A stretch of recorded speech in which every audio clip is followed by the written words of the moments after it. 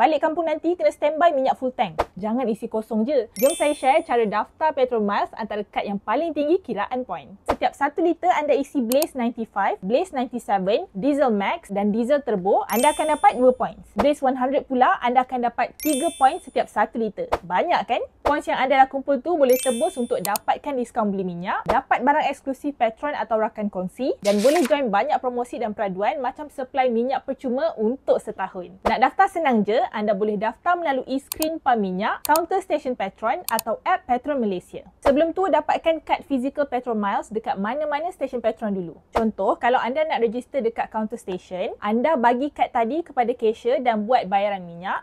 Cashier akan bagi resit dan anda kena scan QR code dekat resit tu. Isi nama penuh, nombor IC dan nombor telefon. Nanti nak isi minyak, tinggal masukkan je kad dekat mesin pam untuk kumpul points. Nak lagi senang, daftar je dekat app Petron Malaysia. Anda boleh sign up dan linkkan kad fizikal anda atau buat akaun baru dan anda akan automatik dapat kad virtual dalam app. Pastikan anda daftar kad sebelum 1 Mei 2025 tau. Takut terlepas banyak benefit nanti. Follow X1.my di semua media platform untuk info terkini, sahih dan terperinci setiap hari.